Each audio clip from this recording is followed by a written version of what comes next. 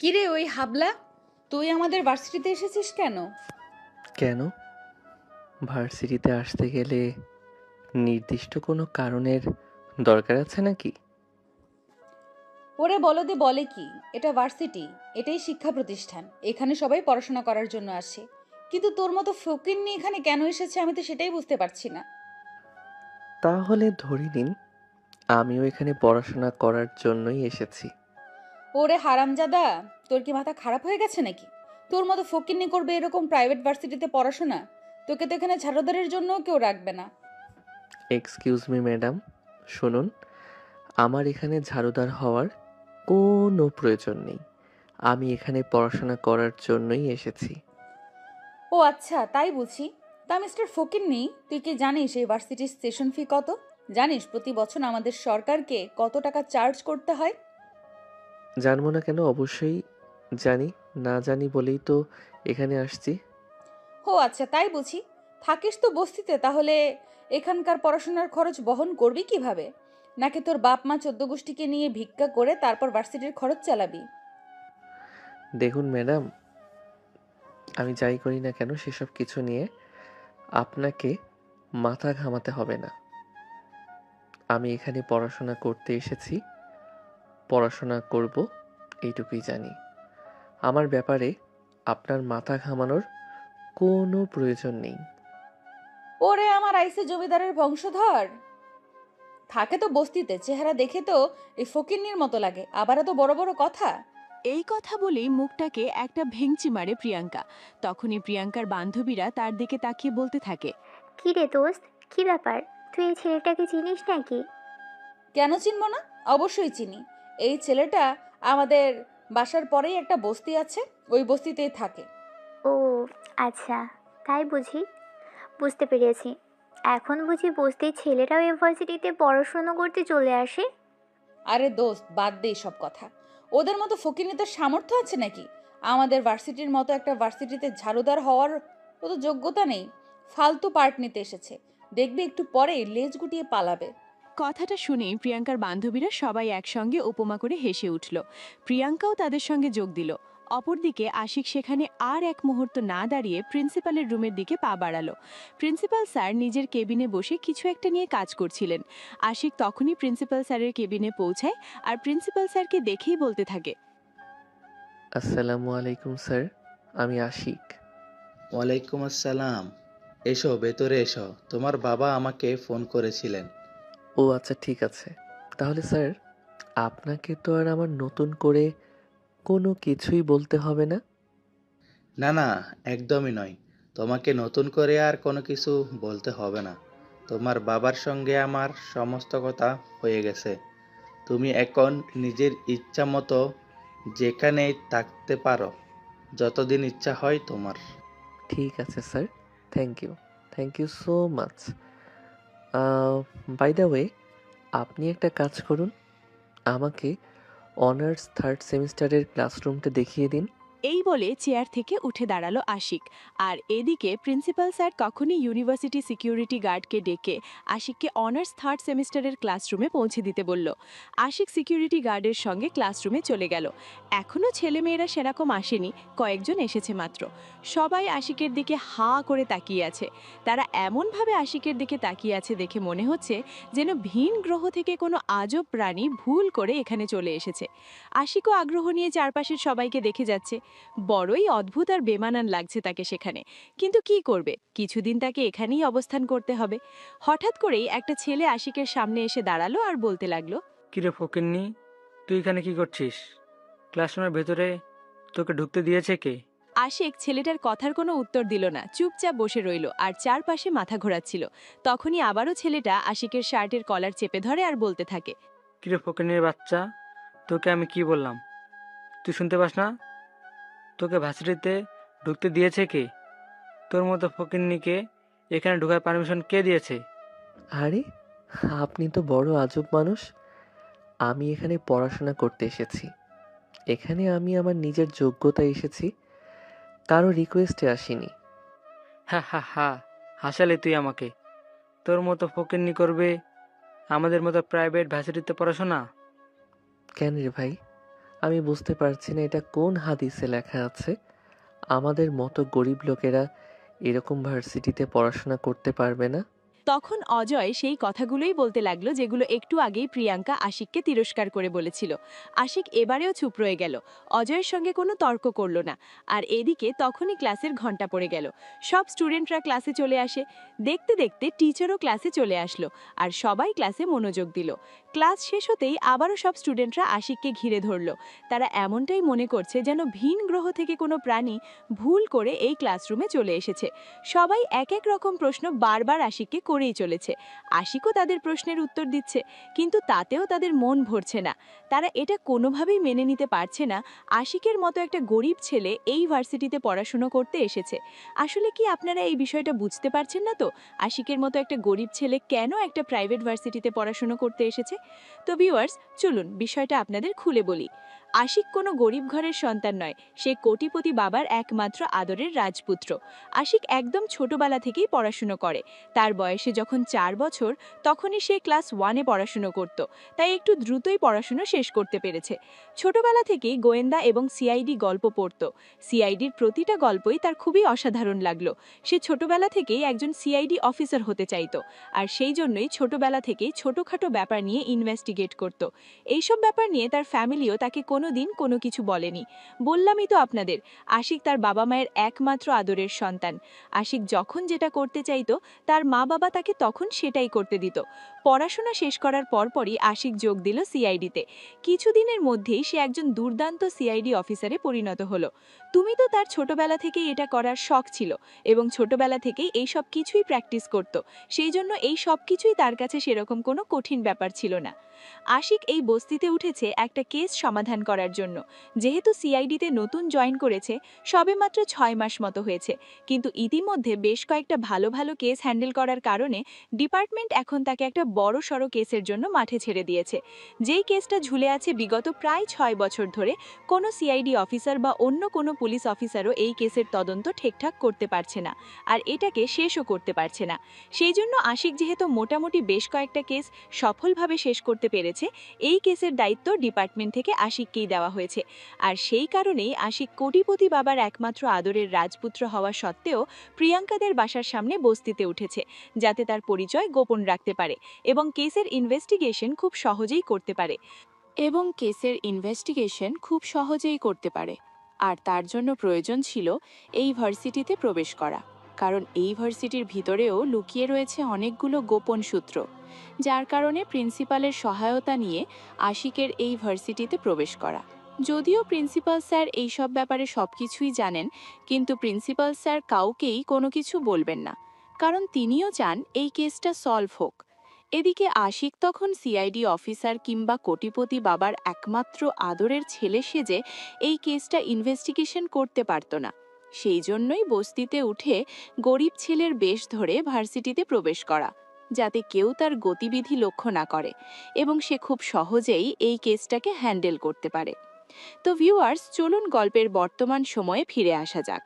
স্টুডেন্টরা সবাই আবারও আশিককে চেপে ধরেছিল আশিকের ব্যাপারে সবকিছু জানার জন্য, কিন্তু আশিক খুব সুচতুরতার সঙ্গে সবকিছু এড়িয়ে গেল আর বলতে লাগলো, দেখুন, আপনারা এখানে টাকা দিয়ে পড়াশোনা করতে এসেছেন, আর আমিও এখানে টাকা দিয়ে পড়াশোনা করতে এসেছি। ভার্সিটি অথরিটি নিশ্চয়ই আমাকে টাকা ছাড়া এই ভার্সিটিতে পড়াশোনা করতে দেবে না, তাই না? তাই আমি আশা রাখবো আপনারা এই ব্যাপারে আর আগ্রহ দেখাবেন না। এই কথা বলে আশিক কথাটা ঘুরিয়ে নিল, আর এদিকে তখন ক্লাসের স্টুডেন্টরাও আশিকে আর কোনো কথা বলার সাহস পেল না। সাহস বলে ভুল হবে, তারা আশিকের কাছ থেকে আর কোনো কিছু জানার মতো বা জিজ্ঞাসা করার মতো ওয়ে খুঁজে পাচ্ছিল না, কারণ এটা তো একদম সত্য কথাই যে একটা প্রাইভেট ভার্সিটিতে টাকা পয়সা ছাড়া কেউ এখানে পড়াশোনা করতে আসতে পারে না। তাই এসব ফালতু কথা এখানে না বলাই বেটার। অপরদিকে আমাদের গল্পের নায়িকা প্রিয়াঙ্কা, সেও কোটিপতি বাবার একমাত্র আদরের রাজকন্যা। প্রিয়াঙ্কার বাবা ঢাকা শহরের নামকরা ব্যবসায়ীদের মধ্যে একজন, আর এদিকে প্রিয়াঙ্কাও ছাত্রী হিসেবে মোটামুটি ভালোই বলা চলে, যদিও তার প্রিয়াঙ্কার রেজাল্ট পাবলিক ভার্সিটিগুলোতে চান্স পাওয়ার মতো ছিল, কিন্তু তার ইচ্ছে ছিল সে প্রাইভেট ভার্সিটিতে পড়াশোনা করবে। তার মতে প্রাইভেট ভার্সিটিতে পড়াশোনা করলেই ভালো রেজাল্ট করতে পারবে, আর পাবলিক ভার্সিটিগুলোতে তো গরিব লোকেদের ছেলেমেয়েরা পড়াশোনা করে। তোর বাবাও মেয়ের ইচ্ছাকে প্রাধান্য দেন এবং তাকে প্রাইভেট ভার্সিটিতে ভর্তি করান। তারপর থেকেই এখানেই শুরু হয় প্রিয়াঙ্কার পড়াশোনা। যাই হোক ভিউয়ার্স, কথা না বাড়িয়ে মূল গল্পে ফিরে আসি। সেদিন ভার্সিটি ছুটি হলো দুপুর 2টার দিকে। আশিক ভার্সিটি থেকে বের হয়ে হেঁটে হেঁটে বস্তির দিকে এগিয়ে যাচ্ছিল, আর এদিকে তখনই প্রিয়াঙ্কা তার গাড়ি নিয়ে বাসায় পৌঁছাচ্ছিল। প্রিয়াঙ্কার বাসা ক্রস করে আশিকের বস্তিতে যেতে হয়। যেই না প্রিয়াঙ্কা তার আশিক বাসা ক্রস করবে, তখনই প্রিয়াঙ্কা পিছন থেকে গাড়ি চালিয়ে এসে আশিককে পিছন থেকে ধাক্কা মারে। আশিক তাল সামলাতে না পেরে ছিটকে একটা গাছের সঙ্গে বাড়ি খালো। তার মাথা ফেটে রক্ত বের হতে লাগলো। এদিকে পায়েও প্রচন্ড ব্যথা পেল। সে ব্যথায় কাতরাতে শুরু করলো, কিন্তু প্রিয়াঙ্কা সেদিকে কোনো লক্ষ্য করলো না। সে গাড়ি চালিয়ে বাসার ভিতরে ঢুকে গেল। এই ব্যাপারটা দেখতে পেল প্রিয়াঙ্কাদের বাসার দারোয়ান। সে আশিককে দেখতে পেয়ে দৌড়ে আশিকের কাছে ছুটে চলে আসলো। আশিককে উঠে বসালো আর তারপর বলতে লাগলো, আপনার কি বেশি ব্যথা লেগেছে? না, সেরকম কিছুই হয়নি। আমাকে প্লিজ একটু বুঝতে পৌঁছে দিতে পারবেন? কেন পারবো না? অবশ্যই পারবো। আপনি আমার কাঁধে হাত রাখুন, আমি আপনাকে পৌঁছে দিচ্ছি। এই বলে প্রিয়াঙ্কার বাসার দারোয়ান আশিককে কাঁধে তুলে নিল আর তারপর আশিকের রুম পর্যন্ত পৌঁছে দিল। তারপর দারোয়ান সেখান থেকে চলে গেল। এদিকে আশিক তখনই তার বন্ধুকে ফোন করলো। দোস্ত, তুই এক্ষুনি একবার একটু আমার বাসায় আয়, একটু প্রবলেম হয়েছে। কেন রে ভাই, কি হয়েছে? তুই আমাকে খুলে বল, আমি তো ডিউটিতে আছি। সেরকম কিছুই হয়নি, মাথায় একটু চোট পেয়েছি। তুই যদি এখন আসতে পারতি তাহলে ভালো হতো, তা না হলে আবার আমাকে বাইরে যেতে হবে। এই বলে আশিক ফোনটা কেটে দিল, আর এদিকে তার ডাক্তার বন্ধু তখন আর এক মুহূর্ত দেরি না করে গাড়ি নিয়ে বের হয়ে সোজা বস্তিতে চলে আসে। আশিকের রুমে প্রবেশ করে দেখতে পায় আশিক বিছানার ওপর শুয়ে আছে আর মাথা ফেটে রক্ত বের হচ্ছে। তার ডাক্তার বন্ধু তাড়াতাড়ি করে মাথায় ব্যান্ডেজ করে দিল আর কিছু ওষুধ দিয়ে দিল এবং ওষুধগুলো খেয়ে তাকে বিশ্রাম নিতে বলল, আর তারপরেই ডাক্তার সেখান থেকে চলে গেল। এদিকে পরের দিন সকালবেলা মাথায় ব্যান্ডেজ নিয়ে ভার্সিটিতে উপস্থিত হলো আশিক। এদিকে প্রিয়াঙ্কা এবং তার বান্ধবীরা ক্যাম্পাসে বসে আড্ডা দিচ্ছিল। আশিককে দেখা মাত্রই প্রিয়াঙ্কা বলতে লাগলো, ওরে ফকিন্নি, আজ আবার ভাব করে এখানে এসেছিস নাকি মাথায় ব্যান্ডেজ দিয়ে সবার কাছে টাকা চাইতে? আগে না ম্যাডাম, আপনি যেরকম ভাবছেন সেরকম কিছুই না। কাল মাথায় একটু ব্যথা পেয়েছি, তাই ব্যান্ডেজ করা। ও আচ্ছা, এই কথা তোদের মতো ছেলেদের আমার ও আচ্ছা, এই কথা তোদের মতো ছেলেদের আমার খুব ভালো করেই চেনা আছে। এখন বলবি যে মাথায় ব্যথা পেয়েছিস, চিকিৎসা করার জন্য টাকা নেই, যাতে এবার সিটির ফান্ড থেকে তোকে কিছু সাহায্য করা হয়, তাই তো? না ম্যাডাম, আপনি যেরকমটা ভাবছেন আমি সেরকম কোনো কিছুই করব না। আমার ওষুধ কেনার জন্য কারো কাছে টাকা চাওয়ার কোনো প্রয়োজন নেই। আমি তো শুধু এখানেই পড়াশোনা করতে এসেছি। আমি আপনাদের কাছ থেকে টাকা কেন নেব? আশিক খুব ভালোভাবেই বুঝতে পারলো এখানে দাঁড়িয়ে থাকলে তাকে আরো অনেক রকম কথার সম্মুখীন হতে হবে। তার চাইতে বরঞ্চ এটাই ভালো হয় ওদের কথার সম্মুখীন না হয়ে এখান থেকে চলে যাওয়া। তাই আশিক সেখানে আর এক মুহূর্ত দেরি না করে নিজের ক্লাসরুমের দিকে পা বাড়ালো। কিন্তু তাতেও আশিককে নিয়ে সমালোচনা কমলো না। প্রিয়াঙ্কার বান্ধবীরা সবাই আশিককে নিয়ে সমালোচনা করতেই লাগলো। আচ্ছা দোস্ত, বুঝলাম না, কাল আমরা এই ছেলেটাকে এত অপমান করলাম, কিন্তু আজ এত কিছুর পরেও আবারও ভার্সিটিতে এসেছে। এর কি লজ্জা শরম বলতে কিছুই নেই নাকি? তুই তো এটুকু বলেছিস, জানিস ওর মাথায় ব্যান্ডেজ কেন?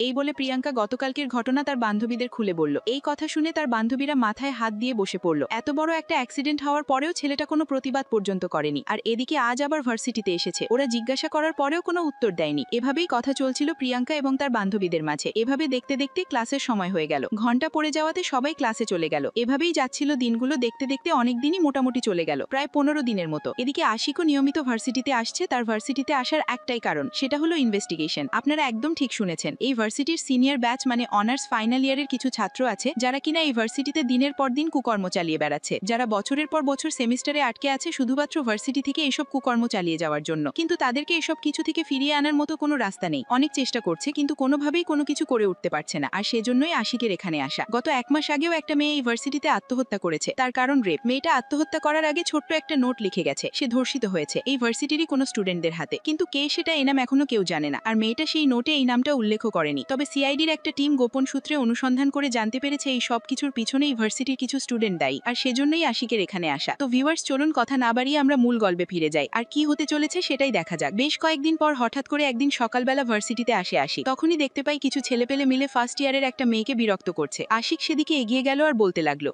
কি ব্যাপার ভাইয়া, আপনারা সবাই মিলে এই মেয়েটাকে টিচ করছেন কেন? এই হারামজাদা ফকিন্নির বাচ্চা, কে রে তুই? এখানে কেন এসেছিস? আর আমাদের কাজের মধ্যে তোকে মাথা ঘামাতে কে বলেছে? ভাইয়া, আমি এই ভার্সিটিতে নতুন এসেছি, আমাকে মাথা ঘামাতে কেউই বলেনি। কিন্তু দেখলাম আপনারা সবাই মিলে একটা মেয়েকে এভাবে হ্যারাস করছেন, এটা তো ঠিক হচ্ছে না। ওই ফকিন্নির বাচ্চা, এখন আমাদেরকে তোর কাছ থেকে শিখতে হবে নাকি কোনটা ঠিক কোনটা বলতো? চুপচাপ এখান থেকে চলে যা। নিজের ভালো চাস তো মান সম্মান নিয়ে এখান থেকে বিদায় হ। কিন্তু ভাইয়া, আপনার মেয়েটার সঙ্গে এসব কেন করছেন? মেয়েটাকে ছেড়ে দিন না প্লিজ। এইভাবে কেন মেয়েটার গায়ে হাত দিচ্ছেন? এই হারামজাদার বাচ্চা, সোজা কথায় কাজ হবে না, এটার পাছায় কয়টা লাগাতো। কথাটা রৌদ্র তার সাঙ্গপাঙ্গদের ইশারা করে বলে। তখনই ওই ছেলেগুলো আশিকের দিকে তেড়ে আসে আর সমানে কিল ঘুষি মারতে থাকে। আশিক ওদের সামনে যেন একদম ছোট পুতুলের মতো হয়ে গেছে। ওরা সবাই মিলে আশিককে মারতেছে আর আশিক পড়ে পড়ে মার খাইতেছে, কোনো কিছুই করতেছে না। আর ঠিক ওই মুহূর্তে প্রিয়াঙ্কা যাচ্ছিল ওই দিক দিয়ে। প্রিয়াঙ্কার ব্যাপারটা চোখে পড়াতে এসে এগিয়ে আসলো। আশিক এভাবে মার খেতে দেখে এই প্রথমবার প্রিয়াঙ্কার কেন যেন খারাপ লেগে গেল। সে সবাইকে চিৎকার দিয়ে বলতে লাগলো, এই কি হচ্ছে এখানে? তোমরা এই ছেলেটাকে এইভাবে মারছো কেন? ও কি করেছে তোমাদের সঙ্গে? প্রিয়াঙ্কা, তুমি এখান থেকে চলে যাও, এটা আমাদের ব্যক্তিগত ব্যাপার। এসব কিছুর মাঝখানে তুমি নিজেকে ইনভলভ করো না। আরে আজব ব্যাপার, আমি এসব কিছুর মাঝখানে নিজেকে ইনভলভ করতে যাব কেন? ও গ্রাম থেকে উঠে আসা সাধারণ একটা ছেলে, হাপাগোব্বা টাইপের। আমার তো মনে হয় ও এমন কিছুই করতে পারে না, যার কারণে তোমরা ওকে এভাবে মারধর করতে পারো। আরে প্রিয়াঙ্কা, তোমাকে বললাম না এখানে কোনো কিছুই হয়নি, তুমি এখান থেকে চুপচাপ চলে যাও। না, আমি এখান থেকে এক মুহূর্তের জন্য যাব না, যতক্ষণ পর্যন্ত আমি এটা জানতে না পারি যে তোমরা ওকে কেন মারছো। আমার তো ছেলেটাকে দেখে কোনো ঝামেলা করার মতো ছেলে মনে হয় না। এই বলে প্রিয়াঙ্কা আশিকের হাত ধরে টেনে দাঁড় করালো আর তারপর শরীর মুছে দিতে দিতে বলতে লাগলো, এই হাবলা, কি হয়েছে এখানে? তুই এদের সামনে কেন এসেছিলি? আশিক তখন প্রিয়াঙ্কাকে সবকিছু খুলে বলল। সবকিছু শুনে প্রিয়াঙ্কা ওই ছেলেগুলোকে উদ্দেশ্য করে বলতে লাগলো, এই শোনো, প্রথমত তোমরা যেটা করেছো সেটা একদম ঠিক কাজ হচ্ছে না। দ্বিতীয়ত ও এখানে নতুন এসেছে, ও এসবের কোনো কিছুই জানে না, তাই তোমরা এসব কিছুর মধ্যে ওকে জড়িও না। ওকে তো দেখতেই পাচ্ছো, একদম হাবলার মতো দেখতে। হ্যাঁ, সেই জন্যই তো বলেছিলাম চুপচাপ এখান থেকে চলে যেতে, কিন্তু ও কেন আমাদের কাছে পাতা দিয়েছে, সেই জন্যই তো আমার রাগ উঠে গেছে। আচ্ছা ঠিক আছে, আমি ওকে এখান থেকে নিয়ে যাচ্ছি, তবে হ্যাঁ, আর কখনো ওকে এভাবে মারধর করবে না। এই বলে প্রিয়াঙ্কা আশিককে টানতে টানতে সেখান থেকে নিয়ে যাচ্ছিল। কিন্তু আশিক সেখান থেকে যেতে চাইছিল না। সে প্রিয়াঙ্কাকে বারবার বলছিল, আপু, প্লিজ আপনি আমাকে এখান থেকে নিয়ে যাবেন না। ওরা মেয়েটার সঙ্গে খারাপ কিছু করবে। প্লিজ আপনি মেয়েটাকে নিয়ে আসুন। আরে হারামজাদা, নিজে বাঁচলে বাপের নাম। তুই যে ওদের সঙ্গে ঝামেলা করছিস, জানিস ওদের হাত কত লম্বা? দেখুন আপু, আমি সেই সব কিছু জানি না আর জানতেও চাই না, কিন্তু আমার মনে হয় একজন মানুষ হিসেবে মেয়েটাকে প্রোটেক্ট করা আমাদের দায়িত্ব। প্লিজ আপু, আপনি যান না, ওই মেয়েটাকে ওখান থেকে উদ্ধার করে নিয়ে আসুন। আচ্ছা তোর কি মরার ইচ্ছে হয়েছে নাকি? আমি তো সেটাই বুঝতে পারছি না। যেখানে আমি ভার্সিটির পুরো স্টুডেন্ট হয়ে ওদের সঙ্গে ঝামেলা করতে চাইছি না, সেখানে তুই কেন কাল এসে আজকে এখানে মাতব্বরি করতে চাইছিস? আপু, ছেলে মানুষের সঙ্গে কিছু করলে আমি এখানে মাতব্বরি করতে চাইতাম না, কিন্তু ওরা একটা মেয়ের শরীরে হাত দিয়েছে। প্লিজ আপু, একজন মেয়ে হয়ে আরেকটা মেয়েকে এভাবে বিপদে ফেলে চলে যাবেন না। I am sorry to say, এখানে আমার কোনো কিছুই করার নেই। আমাকে এখান থেকে চলে যেতেই হবে। আমি নিজের কাঁধে বিপদ ডেকে আনতে চাই না। এই বলে প্রিয়াঙ্কা আশিকের হাত ধরে টানতে টানতে সেখান থেকে নিয়ে চলে গেল। যদিও আশিক সেখান থেকে যেতে চায়নি। প্রিয়াঙ্কা আশিককে নিয়ে ভার্সিটির ক্যান্টিনে চলে আসলো, যেখানে এসে এক বোতল পানি এগিয়ে দিল আশিকের দিকে, বলল হাত মুখ ধুয়ে নিতে। কিন্তু আশিকের এখনও সেই কথাটাই মনে পড়ছে। ওই ছেলেগুলো মেয়েটাকে টিজ করছে, আশিক মেয়েটার চিৎকারগুলো সহ্য করতে পারছে না, তাই সে আবারও সেখান থেকে উঠে চলে যেতে চাইছিল। তখনই প্রিয়াঙ্কা পিছন থেকে আশিকের হাতটা ধরে ফেলে আর বলতে থাকে, দেখ ভাই, তোকে দেখে খুব সাধারণ ঘরের ছেলে বলে মনে হয়। আমি চাই না তুই এখানে এমন কিছু করিস যাতে তোর মা বাবা তোকে হারিয়ে ফেলে। আচ্ছা আপু, আমি বুঝলাম না, আপনি এমন কেন বলছেন? ওই মেয়েটাকে বাঁচাতে গেলে আমার আব্বু আম্মু আমাকে কেন হারাতে যাবে? প্রাইভেট ভার্সিটি সেটা ঠিক আছে, কিন্তু এমন কিছু জানোয়ার বাস করে যারা মেয়েদেরকে মানুষ বলে মনে করে না, মেয়েদেরকে নিজেদের ভোগ্য বস্তু বলে মনে করে। মানে কি আপু? আমি আপনার কথার মানেটা বুঝতে পারছি না। তোর বোঝার কোনো প্রয়োজন নেই। ওদের কাছে মেয়ে হলো টিস্যু পেপারের মতো। আমি কেন বেঁচে গেছি জানিস? আমার বাবা শহরের নামকরা 10 জন ব্যবসায়ীদের মধ্যে একজন। আমার সাথে কোনো কিছু করলে আমার বাবা ওদের জেলের ভাত খাইয়ে ছাড়বে, তাই ওরা আমার সঙ্গে কথা বলতেও ভয় পায়। কিন্তু আপু, ওই মেয়েটা খুবই সাধারণ ঘরের মেয়ে। ওই মেয়েটার সঙ্গে যে ওরা এসব কিছু করছে, মেয়েটার কি হবে একবারও ভেবে দেখেছেন? বললাম তো, সেসব কিছু নিয়ে তোকে চিন্তা করতে হবে না। তুই তো নিজের চরকায় তেল দিয়ে আর ওই দিককে কখনো নজর দিবি না। এই বলে প্রিয়াঙ্কা আশিক এবং তার জন্য খাবার অর্ডার করলো। আবার চলে আসলে আশিক এবং প্রিয়াঙ্কা দুজনে একসাথে খাবারটা খেয়ে নিল। কিন্তু আশিকের এখনো মন পড়ে আছে ওই মেয়েটার কাছে। জানি না ওরা কি করছে এই মেয়েটার সঙ্গে। আশিকের গলা দিয়ে যেন খাবার নামছে না। আবার হাতি নিয়ে বসে আছে। তখনই প্রিয়াঙ্কা আবারও আশিককে একটা ধমক দেয় আর খাবারটা খেয়ে নিতে বলে। আশি তখন আর কোনো কথা না বলে খাবারটা খেয়ে নিল। আর তারপর দুজনে ক্যান্টিন থেকে বের হয়ে ক্লাসরুমে চলে আসলো। আশি ক্লাসে বসে আছে, কিন্তু এখনও তার মন থেকে সেই ঘটনা মুহূর্তের জন্য মুছে যাচ্ছে না। সে মনে মনে চিন্তা করছে, এই মেয়েটাও না জানি কালকের খবরের হেডলাইন হয়ে যায়। আশি ক্লাসরুম থেকে বের হয়ে আসলো। ক্যাম্পাসে এসে কাউকে দেখতে পেল না। সে ভার্সিটি থেকে বের হয়ে আসলো সোজা অফিসে। অফিসের তার বস তার সামনে দাঁড়িয়ে আছে। আশিক তার বসকে বলতে লাগলো, স্যার, আমার মনে হয় আমি খুব তাড়াতাড়ি ওই ধর্ষককে ধরতে পারবো। আজ ভার্সিটিতে আমি এমন কিছুই দেখেছি। বল কি তাহলে? তো এটা খুব ভালো খবর। আর হ্যাঁ, তোমাকে তো আমি বলে দিয়েছি, তুমি যদি এই কেসটা সফল করতে পারো তাহলে তোমার প্রমোশন হবে। আচ্ছা, তুমি আদৌ পারবে তো এই কেসটা সফল করতে? অবশ্যই আমি পারবো। আপনি শুধু আমার জন্য দোয়া করবেন, দেখবেন আমি খুব সহজভাবে এই কেসটাকে সলভ করে ফেলবো। অবশ্যই। এখন বলো তুমি কিভাবে ওই কেস সলভ করতে চলেছো? অতঃপর একটু আগে ঘটে যাওয়ার সমস্ত ঘটনা আশিক তার বসকে খুলে বলল। সবকিছু শুনে বস আশিককে বলতে লাগলো, কি বলো? তাহলে তো আজ রাতের মধ্যেই ওই মেয়েটাকে প্রোটেক্ট করতে হবে, তা না হলে কাল সকালে হয়তো মেয়েটা খবরের হেডলাইন হয়ে যাবে। হ্যাঁ স্যার, এটা আপনি একদম ঠিক বলেছেন। আমাদের যা কিছু করার আজ রাতের মধ্যেই করতে হবে। মেয়েটার ব্যাপারে সমস্ত কিছু খোঁজ নিতে হবে। তাহলে আর বসে আছো কেন? মেয়েটার ব্যাপারে খোঁজ লাগাও, যত লোক প্রয়োজন হয় লাগাও, আমাদের শুধু কেসটাকে সলভ করা চাই। অতঃপর বসের সঙ্গে কথা বলা শেষ করে অফিস থেকে বের হয়ে গেল আশিক। আর মনে মনে ভাবতে লাগলো কিভাবে কি করা যায়, মেয়েটার পরিচয় কিভাবে জানা যাবে। এই মেয়েটার পরিচয় জানার একমাত্র উপায় ভার্সিটি। তাই আশিক আর এক মুহূর্ত দেরি না করে ভার্সিটির প্রিন্সিপালকে ফোন দিল। কিন্তু আশিক মেয়েটার পরিচয় জানতো না, তাই প্রিন্সিপালের কাছ থেকে সেরকম কোনো সুযোগ সুবিধা নিতে পারল না।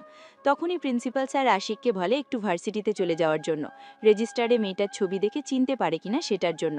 আশি তখনক্ষণ এক মুহূর্ত দেরি না করে ভার্সিটিতে চলে গেল।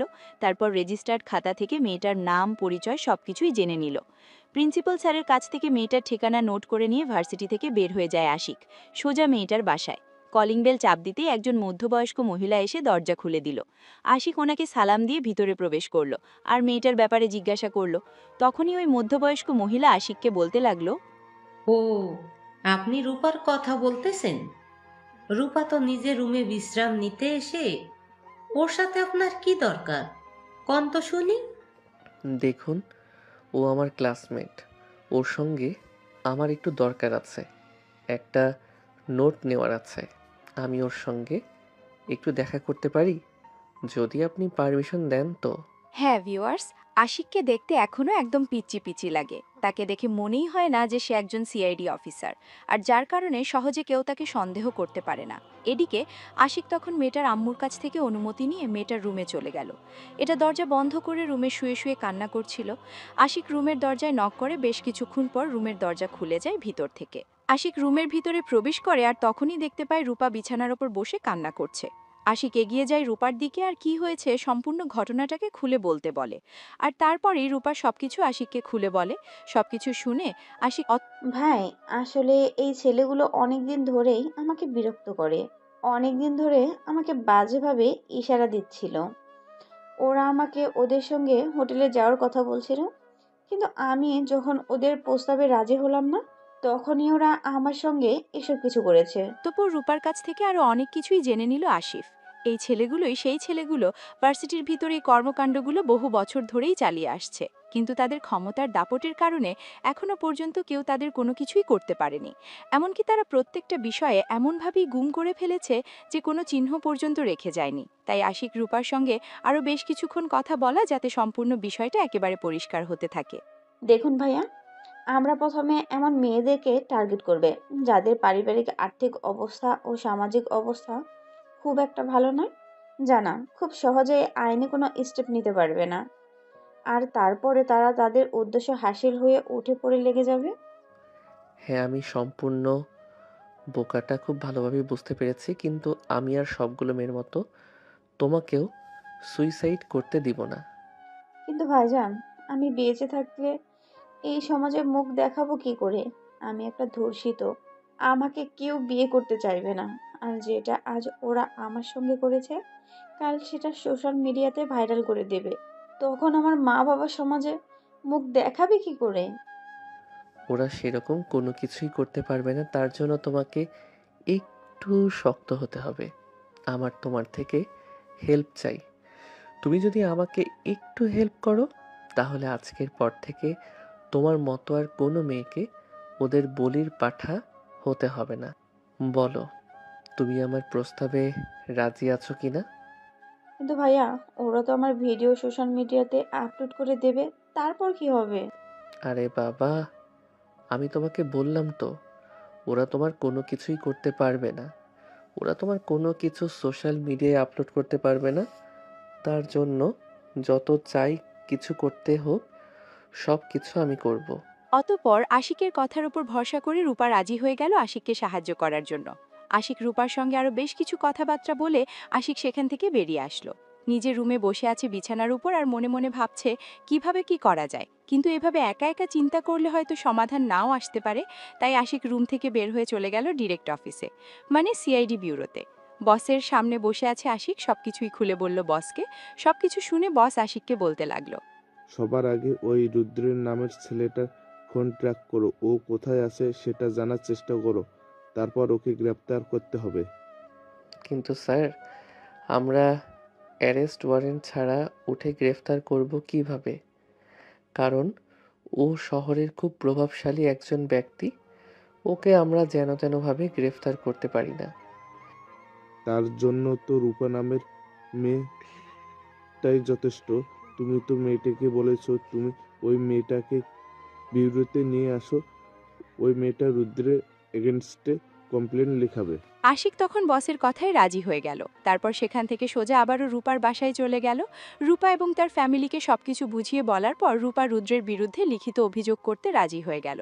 সন্ধ্যা হওয়ার আগেই আশিক রুদ্রের বাসার ঠিকানা জোগাড় করে তার আরও কয়েকজন সহকর্মীকে নিয়ে তারপর রূপার বাসা ঘেরাও করে ফেলল। এই মিস্টার রুদ্র, আপনি পালানোর সমস্ত রাস্তা বন্ধ হয়ে গেছে। সিআইডি টিম আপনার পুরো বাড়ি ঘেরাও করে ফেলেছে। আপনি এক্ষুনি আত্মসমর্পণ করুন।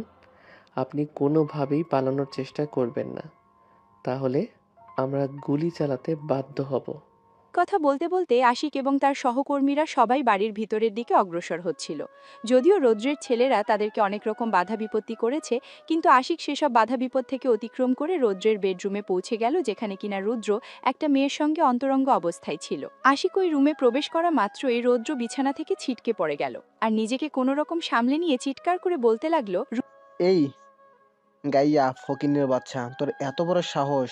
ভার্সিটিতে ঝামেলা করে তোর আপত্তি মেটেনি, এখন তুই আমার বাসা পর্যন্ত চলে এসেছিস? তোকে এত সাহস কে দিয়েছে? আমাকে কারো সাহস দিতে হয় না, আমি নিজেরটা নিজেই তৈরি করে নিতে পারি। এখন তুই আমার সঙ্গে চল। আমি তোর সঙ্গে যাব মানে? আমি তোর সঙ্গে কোথায় যাব? তোর মতো ফকিন্নির সঙ্গে আমার কোথাও যাওয়ার থাকতে পারে? রুদ্র কথা শেষ করার আগেই তার রুমে আরও বেশ কয়েকজন সিআইডি অফিসার এসে হাজির হয়। এটা দেখে তো রুদ্র আরও অনেক বেশি রেগে গেল। সে চিৎকার করে বলতে লাগলো, ওই ফকিন্নির ঘরের ফকিন্নি, তুই এইসব 2 টাকার গুন্টা পাস্তা নিয়ে এসেছিস আমাকে শায়েস্তা করার জন্য? তুই জানিস আমি এই মুহূর্তে তোদের কি অবস্থা করতে পারি? আশিক তার সঙ্গে তর্কে যেতে চাইল না। সে সোজা অন্য সিআইডি অফিসারকে আদেশ করল রুদ্রকে গ্রেফতার করার জন্য। আর তারাও এক মুহূর্ত দেরি না করে রুদ্রের হাতে হ্যান্ডকাফ পরিয়ে দিল। রুদ্র কোনোভাবেই বুঝতে পারছে না এসব কি হচ্ছে। এই গ্রামের এই ফকিরনি মার্কা ছেলেটা কিভাবে কাউকে আদেশ করতে তাকে গ্রেফতার করার জন্য আর তাকে গ্রেফতারও করে নিচ্ছে। রুদ্র সবকিছুই হাঁ করে দেখতে কোনো কিছুই যেন তার মাথা দিয়ে ঢুকছে না। সবকিছু মাথার ওপর দিয়ে যাচ্ছে। তো ওই মুহূর্তেই আশিক আবারও তার অন্যান্য সহকর্মীদের বলতে লাগলো, আরে কি হলো? আপনারা এখন এখানে দাঁড়িয়ে আছেন কেন? এই হারামজাদাকে গাড়িতে তুলুন। বলতেই আশিকের সহকর্মীরা আর এক মুহূর্ত দেরি না করে রুদ্রকে বাড়ি থেকে বের করে নিয়ে গেল। তারপর সেখান থেকে রুদ্রকে গাড়িতে উঠিয়ে সোজা সিআইডি ব্যুরোতে নিয়ে আসা হলো। একদম সবকিছু অবাক হয়ে যাচ্ছে রুদ্রে। সে কোনো কিছুই ভাবতে পারছে না কি থেকে কি হয়ে গেল। আর আশিক তাকে কিভাবে অ্যারেস্ট করে নিয়ে আসলো। আশিক তো গ্রাম থেকে উঠে আসা সাধারণ একটা ছেলে, যে কিনা ভার্সিটিতে নতুন এসেছে। সেই সঙ্গে তাকে দেখতে তো একদম বস্তির ছেলেদের মতো লাগে। সে তাকেও বস্তিতে। তাহলে কিভাবে কি হচ্ছে না হচ্ছে কোনো কিছুই মাথায় ঢুকছে না রুদ্রের। রুদ্রকে একটা রুমে আটক করে রাখা হয়েছে। সন্ধ্যা 6টা বাজে। খবরের হেডলাইন। আজকের গরম খবর। দিনের পর দিন ভার্সিটিতে ঘটে আসা আত্মহত্যার কাহিনীর পেছনে যেই মানুষটা ওতপ্রোতভাবে জড়িত তাকে গ্রেফতার করেছে সিআইডি টিম। আর তার পেছনে সবচাইতে বড় অবদান একজন নতুন সিআইডি অফিসার, যিনি কিনা কয়েক মাস আগেই সিআইডিতে জয়েন করেছেন। একজন নতুন সিআইডি অফিসার হিসাবে এত বড় একটা কেস এত সহজে হ্যান্ডেল করেছেন, যার কারণে একদম অবাকের চূড়ান্ত সীমানায় পৌঁছে গেছে পুরো বাংলাদেশ। কেউ কখনো ভাবতেই পারেনি এর জন্য নতুন সিআইডি অফিসার এসে এত কঠিন একটা কেস এত সহজে সলভ করে দিতে পারে। সবাই ভেবেছিল এই সিআইডি অফিসার হয়তো অন্য সবার মতোই কয়েকদিন এটা নিয়ে তদন্ত করবে আর তারপর হাল ছেড়ে দেবে। কিন্তু এই নতুন সিআইডি অফিসার সত্যিই অন্যরকম। তিনি কত সহজে এই কেসটাকে হ্যান্ডেল করলেন আর তদন্তের দায়িত্ব হাতে নেওয়ার 1 মাসের মধ্যেই অপরাধীকে গ্রেফতার করলেন। এবার সুবিচার পাওয়ার আশায় আছে পুরো বাংলাদেশ। আশিক রৌদ্রকে আইনের হাতে তুলে দিয়ে নিজের দায়িত্ব পালন করল। আর এবার যা করার আদালত করবে। এতগুলো মেয়েকে রেপ করার পর প্রেগনেন্ট করে তাদেরকে আত্মহত্যা করতে বাধ্য করা। জানি না আদালত কি রায় দেবে, তবে ফাঁসি বা যাবজ্জীবন কিছু তো একটা হতেই হবে। তা না হলে যে মেয়েগুলো আত্মহত্যা করেছে তাদের প্রতি অবিচার করা হবে। এসব কথা চিন্তা করতে করতেই সিআইডি ডিউটি থেকে বেরিয়ে গেল আশিক। ঠিক ওই মুহূর্তেই তার ফোনে একটা কল আসলো। আশিক মোবাইলটা হাতে নিয়ে দেখে রূপা তাকে ফোন করেছে। আশিক ফোনটা রিসিভ করলো আর তখনই অপর প্রান্ত থেকে রূপা বলতে লাগলো, আসসালামু আলাইকুম ভাইয়া। শুনলাম রুদ্রকে আপনারা গ্রেপ্তার করেছেন, কিন্তু এদিকে আমার ভীষণ ভয় করছে ওর ছেলেরা আবার আমার কোনো ক্ষতি করে বসে। এসব কিছু নিয়ে তোমাকে বিন্দু মাত্র চিন্তা করতে হবে না। ওর ছেলেরা তোমার কিচ্ছু করতে পারবে না। তবে তুমি শুধু আমার পরিচয়টা গোপন রেখো। এখনো আমার পরিচয়টা সামনে নিয়ে আসার সময় হয়নি। আচ্ছা ভাইয়া, ঠিক আছে। আপনাকে ধন্যবাদ। আপনাকে কৃতজ্ঞতা জানানোর ভাষা সত্যি আমার জানা নেই। আপনি না থাকলে হয়তো আমার মতো আরো কত মেয়ে নিজের ইজ্জতের বলিদান দিয়েই আত্মহত্যা করতে হতো। তার কোনো ঠিক ঠিকানা নেই। রূপার সঙ্গে কথা বলা শেষ করে আশিক ফোনটা রেখে দিল। আজকের মতো তার কেস এখানেই শেষ। এবার সে বাসায় ফিরে যাবে। তাই বস্তিতে এসে নিজের সমস্ত জিনিসপত্র গুছিয়ে নিল। বস্তির বাইরেই তার জন্য অপেক্ষা করছে তার বাবার পাঠিয়ে দেওয়া বিএমডব্লিউ। 8 ঘন্টা পরেই বস্তি থেকে বেরোয় আশিক আর তারপরেই গাড়িতে উঠে বসে। ড্রাইভার তাকে নিয়ে সোজা বাড়ির সামনে চলে আসলো। তার 1 গেট খুলে দিল ড্রাইভার। গাড়ি নিয়ে ভিতরে প্রবেশ করলো আশিক। গাড়ি থেকে নেমে ঘরের ভিতরে প্রবেশ করে। তার আম্মু তাকে দেখা মাত্রই দৌড়ে এসে জড়িয়ে ধরে আর বলতে থাকে, বাবা, সত্যিই আজ তোকে সন্তান হিসেবে জন্ম দিতে পেরে নিজেকে গর্ভবতী মনে হচ্ছে। তুই আজ যেটা করেছিস সেটা বাংলাদেশের ইতিহাসে নজির হয়ে থাকবে। বছরের পর বছর ধরে বাংলাদেশের পুলিশ এবং সিআইডি টিম যেটা করতে পারেনি তুই সেটাই করে দেখিয়েছিস। সারা বাংলাদেশ তোর প্রতি কৃতজ্ঞ। আরে আম্মু, এভাবে বলার কি আছে? আমি তো শুধুমাত্র আমার দায়িত্ব পালন করেছি। এখন যা করার আদালত করবে। আশিক নিজের রুমে চলে আসে। খাওয়া দাওয়া করে একটা ঘুম দেয়। শান্তির ঘুম, যে ঘুমটাকে অনেক দিন ধরেই মিস করছিল।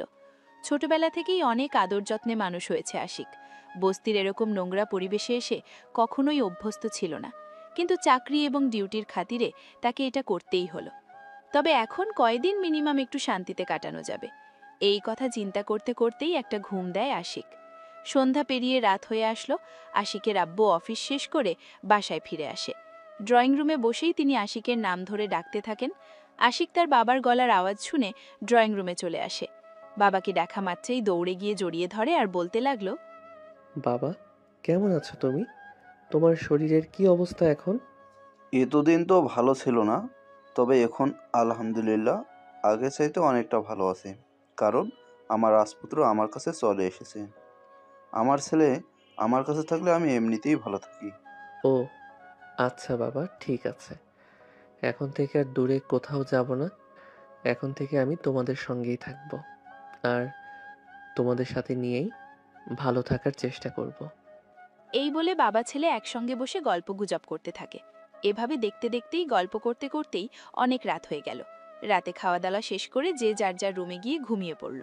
আর এদিকে পরের দিনে প্রিয়াঙ্কা ভার্সিটিতে এসেই খবরটা জানতে পারল। এমন নয় যে তাদের বাড়িতে টিভি নেই, কিন্তু প্রিয়াঙ্কা কখনোই টিভি দেখে না। আর তার ফোনটা একটু প্রবলেম হয়েছে, তাই গতকাল রাতে অনলাইনে ছিল না।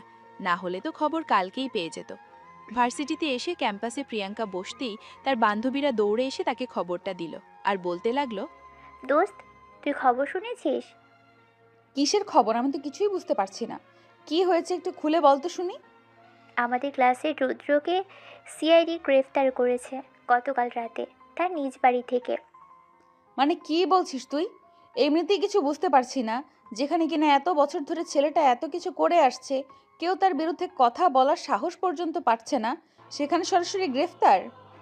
তবে আর বলছি কি দোস্ত, আমি তো এটাই বুঝতে পারছি না, যেখানে বাংলাদেশ পুলিশ সিআইডি টিম এত বছর ধরে তদন্ত করে কোনো কিছু করতে পারছে না, আর সেখানে হুট করে এই ছেলেটাকে কিভাবে কেউ গ্রেপ্তার।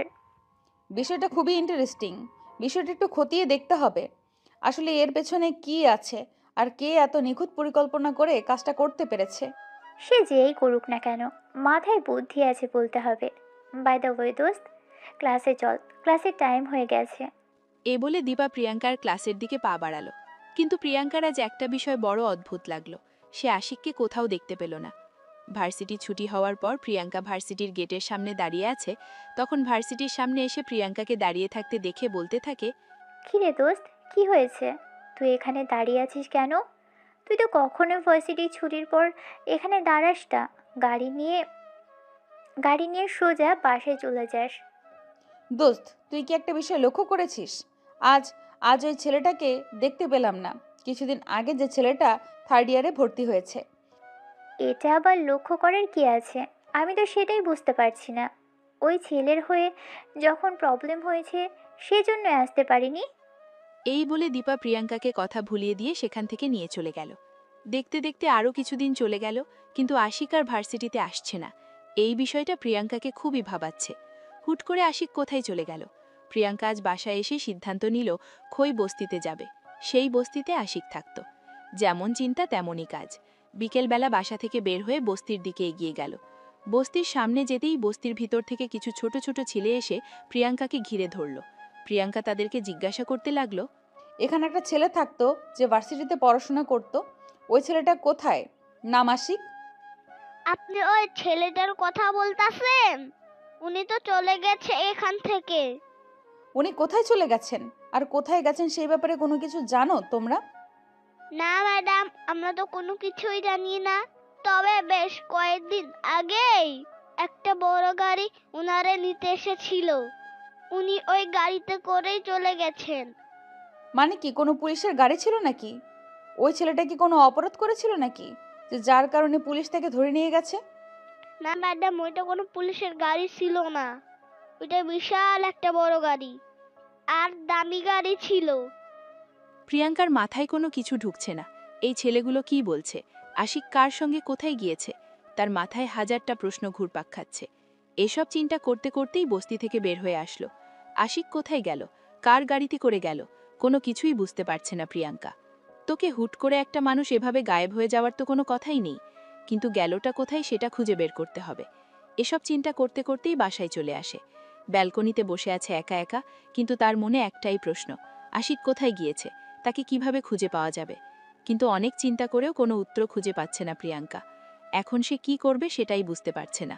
হঠাৎ করে প্রিয়াঙ্কার ফোনে তার বান্ধবী ফোন দিল। প্রিয়াঙ্কা ফোনটা রিসিভ করে আর তার বান্ধবীকে সে নিজের থেকেই বলতে থাকে, দোস্ত, আমি এখন বুঝতে পারছি না আমি কি করব আর আমার কি করা উচিত। কিন্তু ছেলেটার আসলে কোনো বিপদ হলো কিনা সেটাই তো বুঝতে পারছি না। কিন্তু আমি এটা বুঝতে পারছি না, ওই ফকিন্নি মার্কা ছেলেটাকে নিয়ে তোর এত চিন্তা হচ্ছে কেন? তুই কি ওই ছেলেটার প্রেমে ট্রেমে পড়ে গেছিস নাকি? আরে দোস্ত, তুইও না, তোর কি মাথা খারাপ হয়ে গেছে নাকি যে আমি এরকম একটা ফকিন্নির প্রেমে পড়তে যাব? একটা জলজান্ত মানুষ হঠাৎ করে নাই হয়ে গেছে, তার জন্য চিন্তা তো একটু হবেই। এই বলে প্রিয়াঙ্কা ফোনটা রেখে দিল। নিজেকে একটু স্বাভাবিক করার চেষ্টা করলেও কিন্তু সে নিজেকে কোনোভাবেই স্বাভাবিক করতে পারছিল না। বারবার তার আশিকের কথা মনে পড়ছিল। হঠাৎ করে আশিক কোথায় হারিয়ে গেল এটাই ভেবে পাচ্ছে না প্রিয়াঙ্কা। কিন্তু এখন আশিকে কোথায় খুঁজে পাবে সেটা তো কোনো হদিশ নেই। প্রিয়াঙ্কা কিছু করুক না কেন, সব কিছুর মাঝখান দিয়েও তার বারবার আশিকের কথা মনে পড়ছিল। সে চাইলেও আশিকের কথা ভুলে থাকতে পারছিল না। কেন এরকম হয়েছিল এটা যে কোনোভাবেই বুঝতে পারছিল না। সামান্য একটা গরিব ঘরের ছেলে, তার জন্য এত মন খারাপ হওয়ার কি আছে? কিন্তু তারপরও কেন জানি বারবার শুধুই একটা কথাই মনে পড়ছিল, আশিক হুপ করে কোথায় হারিয়ে গেছে। তাকে একবার সামনে থেকে দেখতে ইচ্ছে করছে, তার সাথে একবার মন খুলে দুটো কথা বলার ইচ্ছে করছে। এভাবে দেখতে দেখতে চলে গেল আরও বেশ কিছুদিন। কিন্তু প্রিয়াঙ্কার মন থেকে একটা প্রশ্ন কোনোভাবেই সরে যাচ্ছে না, হুট করে আশিক কোথায় হারিয়ে গেছে? একটা বাসি প্রিয়াঙ্কাকে বলে তো যেতে পারতো কোথায় যাচ্ছে। সময় যতই যেতে লাগলো প্রিয়াঙ্কার মন আরও বেশি খারাপ হতে লাগলো। সে আশিককে আরও অনেক বেশি মিস করতে লাগলো। তার এমনটাই মনে হচ্ছিল যে আশিককে দেখতে না পেলে এই বুঝি তার নিঃশ্বাস বন্ধ হয়ে আসবে। কিন্তু সে আশিককে কোথায় খুঁজে পাবে? আশিকের কোনো ঠিকানাও তো জানে না। আশিক থাকতো একটা বস্তিতে, সেখানে তো কেউ তার ব্যাপারে কোনো কিছুই জানে না। এখন তাহলে সে কিভাবে খুঁজবে আশিকের? এসব চিন্তা করতে করতেই প্রিয়াঙ্কা পড়াশোনায় একদম পিছিয়ে পড়ে। দেখতে দেখতে ফাইনাল সেমিস্টারের পরীক্ষা চলে আসে। কিন্তু প্রিয়াঙ্কার পরীক্ষা একদমই বাজে হয়ে যায়। মানসিকভাবে ভেঙে পড়ে ডিপ্রেশনে চলে যায়। তার ফ্যামিলি তাকে অনেকবার জিজ্ঞাসা করে কি হয়েছে সেটা ফ্যামিলিকে জানানোর জন্য। কিন্তু প্রিয়াঙ্কা কখনোই কারোর সঙ্গে আশিকের ব্যাপারে কোনো কথা শেয়ার করে না। সে আশিকের কথাটা সম্পূর্ণ নিজের মতোই চেপে রাখল। আশিক হারিয়ে যাওয়ার বেদনা তার মনের মধ্যে কুড়ে কুড়ে খায়। সে বারবার আশিককে খুঁজে চলেছে, কিন্তু কোথাও খুঁজে পাচ্ছে না। পাবেই বা কি করে? একজন মানুষের ঠিকানা জানা থাকলে তাকে খুঁজে বের করা যায়, কিন্তু এই ঢাকা শহরে একজন মানুষ খুঁজে বের করা অতটাও সহজ কাজ নয়। দেখতে 6 মাস মতো সময় কেটে গেল। ইতিমধ্যে প্রিয়াঙ্কা আশিককে একটু একটু করে ভুলতে শুরু করেছে, কিন্তু মেয়েটা এখনও স্বাভাবিক জীবনে ফিরে আসতে পারেনি। তার মনের মধ্যে শুধু আশিকের না পাওয়া ভালোবাসার প্রতীক্ষা। একটাবার আশিককে সামনে থেকে দেখতে পেলে তাকে একবার বুকে জড়িয়ে ধরত, বলে যেত সে আশিককে ভীষণ রকম ভালোবাসে। কিন্তু যে মানুষটার কোনো খোঁজ খবর, সেই মানুষটাকে কিভাবে ভালোবাসার কথা বলবে? এই চিন্তা করতে করতেই দিন যেতে লাগলো। হঠাৎ করে একদিন প্রিয়াঙ্কার বাবা অফিস থেকে এসে প্রিয়াঙ্কাকে বলতে লাগলো, মামনি, আগামীকাল একটা বার্থডে ইনভাইটেশন আছে, ফ্যামিলি প্রোগ্রাম, সেখানে তোমাকে অ্যাটেন্ড করতে হবে। বাবার কথা শুনে প্রথমে প্রিয়াঙ্কা কোনোভাবেই ওই ফ্যামিলি প্রোগ্রামে যাওয়ার জন্য রাজি হচ্ছিল না। কিন্তু পরে যখন তার বাবা অনেক জোর করে বলল, তখন প্রিয়াঙ্কা তার বাবার সঙ্গে ওই ফ্যামিলি প্রোগ্রামে যাওয়ার জন্য রাজি হয়ে গেল। পরের দিন বিকেলবেলা সবাই মিলে একসাথে রেডি হয়ে বাসা থেকে বের হয়ে গেল। বিশাল বড় একটা বাড়ির সামনে নেট ড্রাইভার গাড়িটা দাঁড় করানো। দেখেই বোঝা যাচ্ছে কোনো রাজার রাজপ্রাসাদ এটা। প্রিয়াঙ্কা ক্ষীর পায়ে তার বাবার হাত ধরে বাড়ির ভেতর প্রবেশ করলো। প্রিয়াঙ্কা বাড়ির বাইরে থেকে যেমনটা চিন্তা করেছিল, বাড়ির ভিতরে এসে দেখল তার চাইতেও আরও অনেক বেশি কিছু। প্রিয়াঙ্কার ফ্যামিলি নিয়ে বাড়ির ভিতরে ঢুকতেই একজন মধ্যবয়স্ক ভদ্রলোক এসে তাদের সবাইকে ড্রয়িং রুমে বসতে বলল। আরে বন্ধু, চলে এসেছিস? আয় আয়, ভিতরে এসে বস। হ্যাঁ, আসতে তো হতোই, তুই ইনভাইট করেছিস, আর সেখানে না এসে থাকা যায় নাকি? এই বলে প্রিয়াঙ্কার বাবা প্রিয়াঙ্কা এবং তার আম্মুকে নিয়ে বাসার ভিতরে প্রবেশ করলো। প্রিয়াঙ্কাকে দেখা মাত্রই আশিকের বাবা বলতে লাগলো, এই যা, আমাদের মামনি তো অনেক বড় হয়ে গেছে। সেই ছোটবেলায় দেখেছিলাম, তারপর তো আর ফ্যামিলি প্রবলেমের কারণে কখনো একসাথে হয়নি, আর মামনিকে দেখা হয়নি। হ্যাঁ হ্যাঁ, সব কিছুর জন্য দায়ী তো তুই। প্রিয়াঙ্কা, উনি তোমার আঙ্কেল, ওনাকে সালাম করো। প্রিয়াঙ্কার বাবা আশিকের বাবাকে সালাম করার জন্য প্রিয়াঙ্কাকে এই কথাটা বলে। প্রিয়াঙ্কাও তখন তার বাবার কথা মতো সামনের দিকে এগিয়ে আসে আর আশিকের বাবাকে সালাম করে। আশিকের বাবা প্রিয়াঙ্কার মাথায় হাত বুলিয়ে আশীর্বাদ করে আর তারপরেই তাদেরকে ভিতরে নিয়ে গিয়ে বসতে দিল। ইতিমধ্যে সব মেহমান আসতে শুরু করেছে। অপরদিকে আশিক তখন নিজের রুমে গাল ফুলিয়ে বসে আছে। তার এসব কিছু একদম ভালো লাগছে না। তার আম্মু তার সঙ্গে কথা বলছে, বারবার রেডি হওয়ার জন্য বলছে, কিন্তু সে এরকম ধুমধাম করে জন্মদিনের আয়োজন করতে একদম প্রস্তুত ছিল না। কিন্তু তার বাবার কথা, তাই এটা করতেই হবে। আর সেজন্যই তো আশিকের আম্মু বারবার আশিককে রিকোয়েস্ট করছে আর বলছে, আরে বাবা, মেহমানরা সবাই চলে এসেছে, তুই রেডি হয়ে নিচে আয়, তা না হলে আবার তোর বাবা রাগারাগি করবে। আম্মু, আমি বললাম তো সব কিছুর কোনো প্রয়োজন ছিল না। প্রতি বছরই তো ধুমধাম করে জন্মদিনের অনুষ্ঠান করা হয়, এবার না হয় ঘরোয়াভাবে করলে কি হতো? আরে বাবা, এটা তোর 23তম জন্মদিন, আর সেই জন্যই তোর বাবা এত ধুমধাম করে আয়োজন করছে।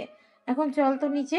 এই বলে আশিক রেডি হতে না চাইলেও আশিকের আম্মু আশিককে জোর করে রেডি করিয়ে তারপরেই নিচে নিয়ে আসেন।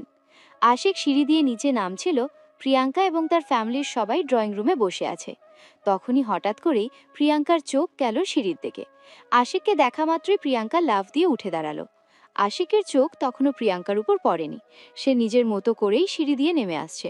প্রিয়াঙ্কা আশিককে দেখা মাত্রই সামনের দিকে এগিয়ে গেল। প্রিয়াঙ্কা আর আশিক একদম মুখোমুখি। আশিক প্রিয়াঙ্কাকে দেখেও না দেখার ভান করে সামনের দিকে চলে যাচ্ছিল। তখনই প্রিয়াঙ্কা তার পথ আগলে দাঁড়ায় আর বলতে থাকে, এই দাঁড়াও দাঁড়াও, তুমি আমাকে এড়িয়ে যাচ্ছ কেন? এক্সকিউজ মি, কে আপনি? আর আমি আপনাকে এড়িয়ে কেন যাব? প্রশ্নটা তোমার নয়, আমার জিজ্ঞেস করার কথা। তোমাকে তো আমি বস্তিতে দেখেছিলাম, আমাদের ভার্সিটিতে কিছুদিন ক্লাসও করেছো, তাহলে তারপর হঠাৎ করে কোথায় হারিয়ে গেলে? আর আজ এখানে তুমি কি করছো? দুজনের কথোপকথন শুনে এগিয়ে আসে আশিকের বাবা। তখনই তিনি প্রিয়াঙ্কাকে উদ্দেশ্য করে বলতে থাকেন, কি ব্যাপার মা, কি হয়েছে? তুমি কি নিয়ে কথা বলছো? আমি তো কিছুই বুঝতে পারছি না। প্রিয়াঙ্কা তখন সবকিছু খুলে বলে। আর এদিকে আশিক তখন সেখান থেকে পালিয়ে যেতে চাইছিল, কিন্তু প্রিয়াঙ্কা থেকে কোনোভাবেই সেখান থেকে সরে যেতে দিল না। তখনই প্রিয়াঙ্কা আশিকের বাবাকে বলতে লাগলো, আঙ্কেল, আপনি বলুন, আমি কোনো ভুল বলেছি বা করেছি কিনা? আপনার ছেলেই তো সেই ছেলে, তাই নয় কি? আশিকের বাবা চুপ করে দাঁড়িয়ে থাকে, কোনো উত্তর দেয় না। কিন্তু প্রিয়াঙ্কাও ছেড়ে দেবার মতো পাত্রী নয়, সে তার উত্তর আদায় করেই ছাড়বে। তাই সে আশিকের শার্টের কলার চেপে ধরে বলতে থাকে, কি হলো, তুমি চুপ করে দাঁড়িয়ে আছো কেন? তুমি আমার কথার উত্তর দিচ্ছ না কেন? বলো, তুমি সেই ছেলেটা? আমি সেই ছেলেটা, কিন্তু তাতে আপনার কি সমস্যা? আমি তো সেটাই বুঝতে পারছি না। সমস্যা এটাই যে আমি তোমাকে ভালোবেসে ফেলেছি। সেদিন তুমি হুট করে ভার্সিটি থেকে চলে এসেছো, আর আমি তোমাকে সেদিন থেকেই পাগলের মতো খুঁজে চলেছি। কোথাও তোমাকে খুঁজে পাচ্ছি না। তোমার ভালোবাসা পাওয়ার জন্য আমি অধীর আগ্রহে অপেক্ষা করছি। প্রিয়াঙ্কার এমন কথায় উপস্থিত সবাই একদম হতভম্ব হয়ে যায়। কে কে বলবে কিছুই ভেবে পাচ্ছিল না। এদিকে প্রিয়াঙ্কার মা বাবা সহ আশিকের মা বাবা সবাই একদম বাপের চূড়ান্ত সীমানায় পৌঁছে যায়।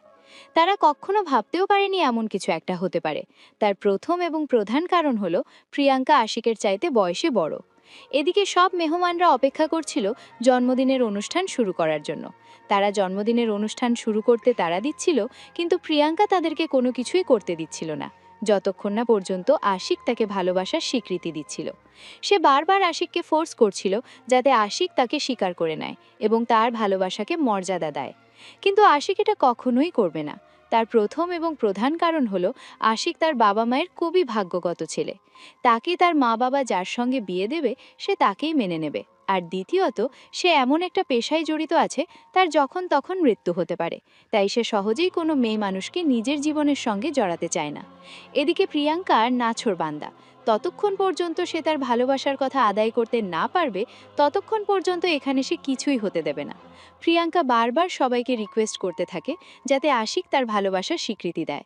তাই তো প্রিয়াঙ্কা তার বাবাকেও বলতে থাকে, দেখো বাবা, আমি জানি আজ পর্যন্ত তোমার কাছে আমাকে কোনো কিছুই চেয়ে নিতে হয়নি। আমার প্রয়োজন হওয়ার আগেই তুমি সব কিছু আমার চোখের সামনে এনে হাজির করেছো। তবে আজ তোমার কাছে আমাকে কিছু একটা চাইতেই হবে। সেটা হলো আমার সারা জীবন বেঁচে থাকার অবলম্বন, আমার ভালোবাসা। মেয়ের কথায় হতবাক হয়ে দাঁড়িয়ে থাকেন প্রিয়াঙ্কার বাবা। তিনি কি বলবেন কিছুই ভেবে পাচ্ছেন না। নিজের মেয়েকেও কিছু বলতে পারছেন না। অপরদিকে বন্ধুর ছেলে তো ওনার মেয়ের চাইতে বয়সে ছোট, তাই বন্ধুকেও কোনো রিকোয়েস্ট করতে পারছেন না।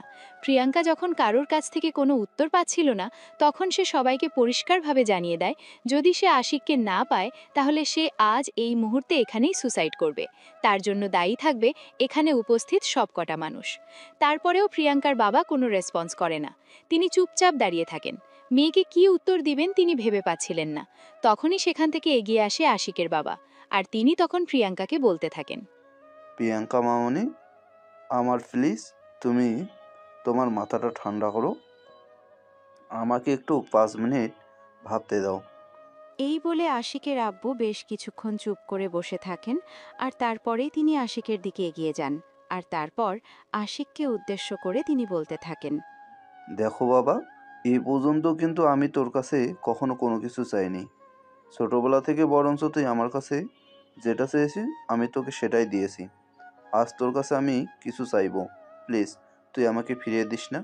কিন্তু বাবা, এটা কিভাবে পসিবল? আমি একদম ছোট থেকে পড়াশোনা করেছি বলেই ওনার আগে পড়াশোনা শেষ করে চাকরিতে জয়েন করতে পেরেছি। কিন্তু উনি তো আমার চাইতে বয়সে বড়। হ্যাঁ, আমি সেটা খুব ভালো করেই জানি, কারণ প্রিয়াঙ্কা মামনি ছোটবেলার একটু অসুস্থ ছিল, যার কারণে সে ছোটবেলায় পড়াশোনা করতে পারেনি, একটু দেরি হয়ে গেছিল। দেখ বন্ধু, তোর ছেলে যা বলছে একদম ঠিক কথাই বলছে। কিন্তু এই মুহূর্তে এটা করা ছাড়া আর কোনো উপায় নেই। প্লিজ বাবা, তুই আমার কথা মেনে নে। এবারে আশিকের বাবা আশিককে অনেক রিকোয়েস্ট করেন এবং প্রিয়াঙ্কাকে বিয়ে করতে রাজি করান, এবং সেই দিনই সবার সামনে প্রিয়াঙ্কা এবং আশিকের বিয়ের অ্যানাউন্সমেন্ট করেন। প্রিয়াঙ্কা এটা শুনে অনেক খুশি হয়। আশিকের বাবা সহ সবাইকে সালাম করে এবং সবার সামনেই খুশিতে আশিককে জড়িয়ে ধরে বলতে থাকে, I love you, dear. I love you so much. I'm so happy for this moment. Ashiq পড়ে গেল মহা বিপদে। সে কখনো এরকমটা চিন্তাই করতে পারেনি যে প্রিয়াঙ্কা এতগুলো মানুষের মাঝখানে তাকে এভাবে জড়িয়ে ধরবে। কিন্তু কি করবে আর, যা হওয়ার তা তো হয়েই গেছে। সে প্রিয়াঙ্কাকে কানে কানে বলে, আরে কি করছেন আপনি? ছাড়ুন, সবাই দেখছে তো। কে দেখলো আর কে না দেখলে তাতে প্রিয়াঙ্কার কোনো কিছুই যায় আসে না। বরঞ্চ সে আশিককে বলতে লাগলো, দেখছে দেখুক, তাতে আমার কি হয়েছে? আমি তো আমার হবু বরকেই জড়িয়ে ধরেছি, এলাকার মানুষকে তো আর জড়িয়ে ধরিনি। এই বলে আরও কিছুক্ষণ আশিককে জড়িয়ে ধরে রাখে প্রিয়াঙ্কা, আর তারপরেই ছেড়ে দেয়।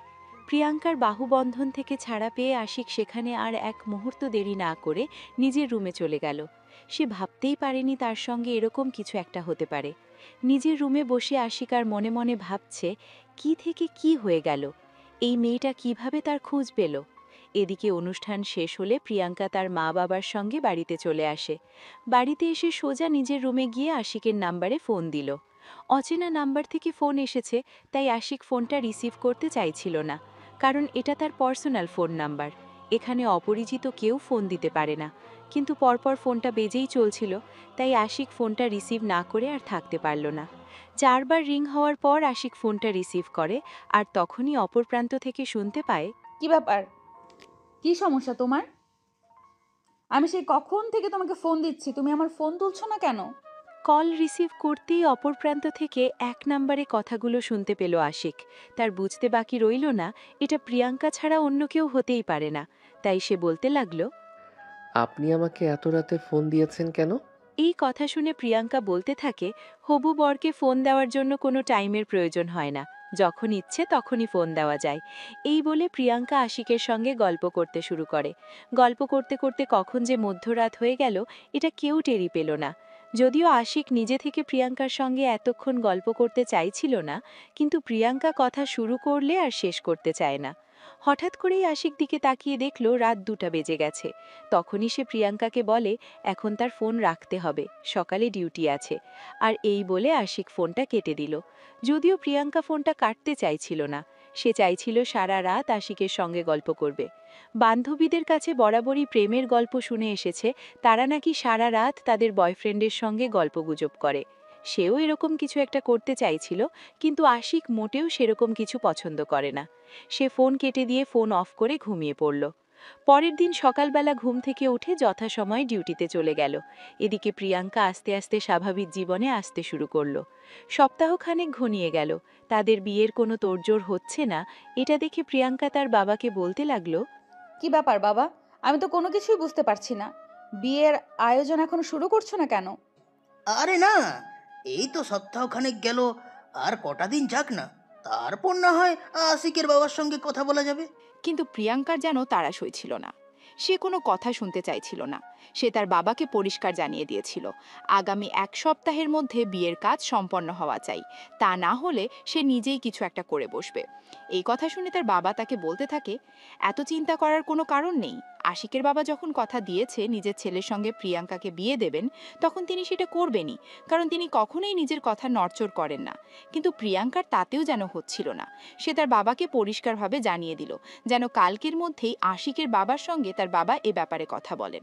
তখন প্রিয়াঙ্কার বাবা আর কোনো প্রতিউত্তর করলেন না, নিজের মেয়ের কথাই মেনে নিলেন এবং পরের দিন বিকেলবেলা অফিস শেষ করে আশিকের বাবার অফিসে চলে গেলেন। আশিকের বাবার সঙ্গে সেখানে কথা বললেন। আশিকের বাবাও আর দ্বিমত করল না। তিনিও সিদ্ধান্ত নিলেন কিছুদিনের মধ্যেই এই শুভ কাজটা সেরে ফেলবেন।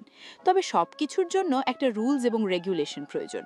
বিয়ের মতো একটা অনুষ্ঠান বলে কথা, এখানে তো কিছু নিয়মকানুন আছে এবং সেই সঙ্গে প্রস্তুতিরও একটা ব্যাপার স্যাপার আছে। তাই তিনি প্রিয়াঙ্কার বাবাকে প্রস্তুত হতে বলেন। তিনি নিজেও সবকিছু গোছাতে শুরু করেন। পরের সপ্তাহেই তাদের বিবাহের এই শুভ কাজ সম্পন্ন হলো। যদিও আশিক শুরুতেই এই ব্যাপারটা মন থেকে মেনে নিতে পারছিল না।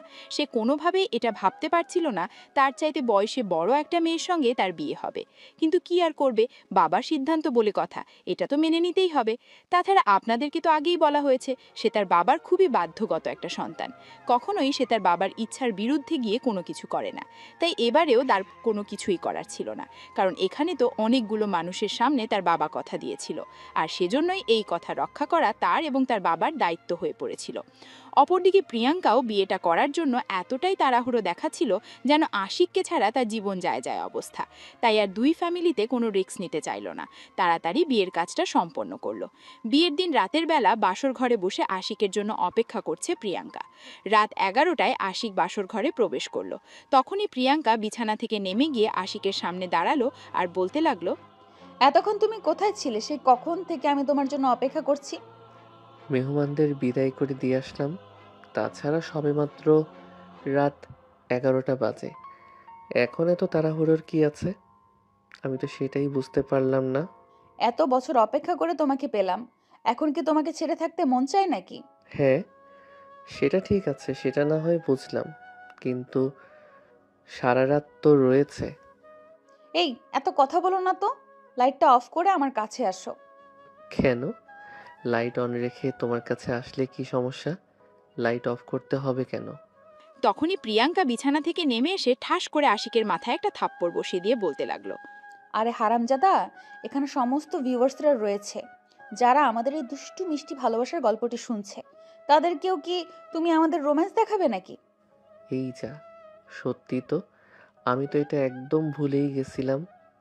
একটু ওয়েট করুন ম্যাডাম, আমি লাইট অফ করে আসছি। এই বলে আশিক রুমের লাইটটা অফ করে প্রিয়াঙ্কার কাছে চলে গেল। তারপর কি হলো ভিউয়ার্স? হ্যাঁ, সেটা আমিও দেখিনি আপনাদের মতো। এরপর ভালোই যাচ্ছিল তাদের দিনগুলো। বিয়ের কাজকর্ম শেষ হওয়ার পর আশিক নিজের ডিউটিতে মনোযোগ দেয়। অপরদিকে কিছুদিন পর প্রিয়াঙ্কাও তার বাবার কোম্পানির দেখাশোনা করতে থাকে। প্রিয়াঙ্কা শ্বশুরবাড়িতে থেকেও বাবার কোম্পানি দেখাশোনা করত। এতে আশিক কিংবা তার ফ্যামিলির কোনো প্রবলেম ছিল না, কারণ তারাও চাইতো প্রিয়াঙ্কা তার ফ্যামিলির পাশে দাঁড়াক। কারণ প্রিয়াঙ্কা ছিল তার ফ্যামিলির একমাত্র মেয়ে।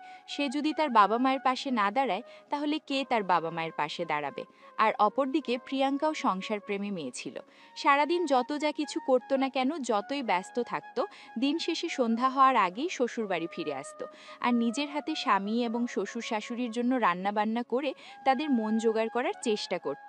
অপরদিকে শ্বশুরবাড়ির সবাইও প্রিয়াঙ্কাকে অনেক বেশি ভালোবাসতো। যদিও প্রিয়াঙ্কার শ্বশুর শাশুড়ি এটা কখনোই চাইতো না প্রিয়াঙ্কা সারাদিন বাইরে কাজ করে এসে সংসারের কাজ করবে, কিন্তু প্রিয়াঙ্কাকে তারা এটা বলে শোনাতে পারতো না। একদিকে যেমন প্রিয়াঙ্কা সারাদিন বাইরে পরিশ্রম করে বাসায় ফিরে আসতো, অপরদিকে আশিকও সারাদিন বাইরে পরিশ্রম করে বাসায় ফিরে আসতো। আশিক বাসায় এসে চাইতো প্রিয়াঙ্কা তাকে সময় দেবে, কিন্তু সেটা হয়ে উঠত না। প্রিয়াঙ্কা অফিস থেকে এসে সংসারের কাজে ব্যস্ত হয়ে পড়ত। ব্যাপারটা একদমই আশিকের ভালো লাগতো না, যেটা নিয়ে সে প্রায়শই প্রিয়াঙ্কার সঙ্গে ঝামেলা করতে শুরু করে। আর সেই ব্যাপারটা বুঝতে পারে আশিকের আব্বু আম্মু দুজনাই। তাই তারা সিদ্ধান্ত নেয় প্রিয়াঙ্কা এবং আশিককে কিছুদিনের জন্য ছুটিতে কোথাও পাঠাবে। যদিও প্রিয়াঙ্কার ছুটি নিয়ে কোনো প্রবলেম ছিল না, তবে আশিকের ছুটি নিয়ে অনেক প্রবলেম ছিল। তার ছুটি নেওয়াটা কোনোভাবেই হয়ে উঠছিল না। একটার পর একটা কেস তার হাতে চলে আসছিল, যেটা সে ছাড়া অন্য কেউ ইনভেস্টিগেট করে সলভ করতে পারছিল না। অবশেষে অনেক মাস অপেক্ষার পর আশিকের অফিস থেকে ছুটি নেওয়া গেল, তাও আবার 1 সপ্তাহের জন্য। ছুটির দিন ধরজা হতেই আশিকের বাবা আশিক এবং প্রিয়াঙ্কার জন্য টিকিট বুক করে দিলেন। যেহেতু ছুটি কম দিনের ছিল, তাই তারা বেশি দূর যাওয়ার চিন্তা করলো না, দেশের মধ্যেই কোথাও একটা যাওয়ার চিন্তা। এদিকে প্রিয়াঙ্কা পাহাড় ভীষণ পছন্দ করে, তাই আশিক এবং প্রিয়াঙ্কার দুজনে মিলে সিদ্ধান্ত নিল তারা বান্দরবন যাবে। ফ্যামিলির মানুষও এটা শুনে খুবই খুশি হলো, কারণ প্রকৃতি মনকে বিশুদ্ধতা দেয়। আশিকের অফিস থেকে যেদিন ছুটি বলে সেদিন রাতেই তারা বান্দরবনের উদ্দেশ্যে রওনা দিল। ঢাকা থেকে বান্দরবন গিয়ে পৌঁছাতে পরের দিন সকাল হয়ে গেল। তারা হোটেল বুক করে রেখেছিল। সেখানে পৌঁছে তারা সোজা হোটেলে উঠে গেল। সকালের খাবার খেয়ে কিছুক্ষণ সময় বিশ্রাম নিল। তারপর বিকেলের দিকেই তারা বাইরে বের হলো কিছুক্ষণ ঘোরাঘুরি করার জন্য। শীতের বিকেল, হালকা কুয়াশা, সবকিছু মিলিয়ে অন্যরকম এক ভালো লাগা কাজ করছিল সেখানে। একটা উঁচু পাহাড়ের উপর গিয়ে উঠল আশিক প্রিয়াঙ্কা দুজনে।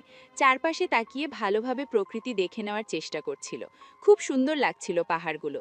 দূরের পাহাড় দেখা যাচ্ছিল না, কুয়াশায় ঘেরা ছিল। তবে দুই চোখের সীমানায় যতটা দেখা যাচ্ছিল, মনে হচ্ছিল যেন প্রকৃতির এক অপরূপ সৌন্দর্য আল্লাহ পাহাড়কে দিয়েছেন। আশিক আর প্রিয়াঙ্কা শীতের বিকেলে হালকা কুয়াশা ঘেরা গাছের উপর বসে পড়ল। প্রিয়াঙ্কা আশিকের কাঁধে মাথা রেখে বসে আছে। তখনই হঠাৎ করে আশিক বলতে লাগলো, আচ্ছা, তোমাকে একটা প্রশ্ন করতে পারি, যেটা অনেক দিন ধরেই ভাবছি। অবশ্যই, কেন নয়? তুমি আমাকে যে কোনো রকম প্রশ্ন করতে পারো। আমি তোমার সব রকমের প্রশ্নের উত্তর দিতে সবসময় প্রস্তুত। তুমি তো দেখতে যথেষ্ট সুন্দরী, শিক্ষিত, স্মার্ট একটা মেয়ে। ওই ছেলেটার মধ্যে তুমি কি এমন দেখলে যে ছেলেটা তোমার ভার্সিটিতে বস্তির একটা ছেলে হয়ে গিয়েছিল? প্রশ্নের উত্তরটা কি দিতেই হবে? দিলে ভালো লাগতো। জানি না কি এমন ছেলেটার মধ্যে আছে, তবে ছেলেটাকে প্রথম দিন দেখাতেই আমার কেমন যেন অন্যরকম একটা অনুভূতি হয়। মনে হচ্ছিল এই ছেলেটা আর 5টা ছেলের চাইতে আলাদা। তাই তো আস্তে আস্তে তার প্রতি আমার মায়া জন্ম নেয়, আর আমি তার প্রতি আকৃষ্ট হয়ে পড়ি। শুধু কি এইটুকুই, নাকি আরো কিছু আছে? আর যেটা আছে সেটা হলো ভালোবাসা। তাকে আমি ভীষণ ভালোবেসে ফেলেছিলাম। মনে হচ্ছিল তাকে যদি জীবন থেকে হারিয়ে ফেলি, তাহলে বেঁচে থাকার ইচ্ছেটাই মরে যাবে। সেটা তো দেখতে পেয়েছিলাম যেদিন তুমি আমার বার্থডে প্রোগ্রামে এসেছিলে। তোমার চেহারা দেখেই সেটা বোঝা যাচ্ছিল। তাহলে আর প্রশ্ন করার কি আছে এখানে? আমি তো সেটাই বুঝতে পারছি না। বেশ কিছুক্ষণ চুপ করে থাকে আশিক, আর তারপরে প্রিয়াঙ্কার হাতটা শক্ত করে বুকের সঙ্গে চেপে ধরে বলতে থাকে, এই যে এতটা ভালোবাসলে আমায়, কখনো ছেড়ে যাবে না তো? যদি আমায় ছেড়ে চলে যাও, তাহলে কিন্তু আমি মরেই যাব। কারণ আমি তোমার ভালোবাসায় পুরোপুরি আসক্ত হয়ে গেছি। আই পাগল, তোমাকে ছেড়ে যাওয়ার জন্য তোমায় ভালোবেসেছি নাকি? তোমাকে আজীবন ভালোবেসে ভালোবাসার বন্ধনে আবদ্ধ করে রাখবো। সত্যি তো? হ্যাঁ, সত্যি সত্যি সত্যি, 3 সত্যি। তোমায় ভীষণ ভালোবাসি আমি, কখনো ছেড়ে যাব না। এই যে তোমাকে ছুঁয়ে প্রমিস করলাম। এই বলে আশিকের হাতটা শক্ত করে চেপে ধরে প্রিয়াঙ্কা।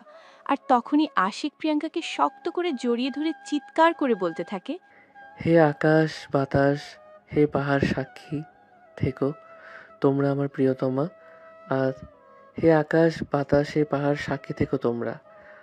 আমার প্রিয়তমা আজ আমায় কথা দিয়েছে, সে কখনো আমায় ছেড়ে যাবে না, যেন সে তার কথা রক্ষা করতে পারে। আশিকের কথাগুলো পাহাড়ের গায়ে লেগে প্রতিধ্বনিত হচ্ছিল। প্রিয়াঙ্কাও তখন আশিককে শক্ত করে জড়িয়ে ধরে তার বুকে মাথা রেখে একটা স্বস্তির নিঃশ্বাস নেয় আর বলতে থাকে, আল্লাহ তাকে রাব্বুল আলামিন, আপনি আমাকে সেই শক্তি দিন যেন আমি আমার প্রিয় মানুষটার সুখের কারণ হয়ে সারা জীবন তার পাশে থাকতে পারি। এদিকে দেখতে দেখতে সন্ধ্যা হয়ে আসে, আর দুজন দুজনার হাত ধরে পাহাড়ি আঁকাবাঁকা পথে হোটেলে ফিরে আসার চিন্তা করতে থাকে। সন্ধ্যা গনিয়ে আসে, অন্ধকার নেমে আসে। প্রিয়াঙ্কার মনে একটু ভয় ভয় লাগতে থাকে। পাহাড়ি আঁকাবাঁকা জঙ্গলময় পথ তাই। আর তখনই আশিক প্রিয়াঙ্কাকে টান দিয়ে পাজা কোলে তুলে নেয় আর বলতে থাকে, ভয় পেও না প্রিয়তমা, আছি তোমার পাশে। আমি পাশে থাকতে কোনো বিপদ তোমায় স্পর্শ করতে পারবে না। এই বলে সামনের দিকে অগ্রসর হয় দুজনেই। এভাবেই শুরু হয় তাদের ভালোবাসার নতুন এক পথ চলা। সুপ্রিয় ভিউয়ার্স, আমাদের আজকের গল্পটি এ পর্যন্তই ছিল। গল্পটি আপনাদের কাছে কেমন লেগেছে ছোট্ট একটা কমেন্টে জানাবেন। ভালো লাগলে লাইক, কমেন্ট অ্যান্ড শেয়ার করে পাশেই থাকবেন। নিত্য নতুন ভালোবাসার গল্প পেতে আমাদের চ্যানেলটিকে সাবস্ক্রাইব করবেন। এতক্ষণ সাথে থাকার জন্য ধন্যবাদ। সবাই ভালো থাকবেন, সুস্থ থাকবেন। আল্লাহ হাফেজ।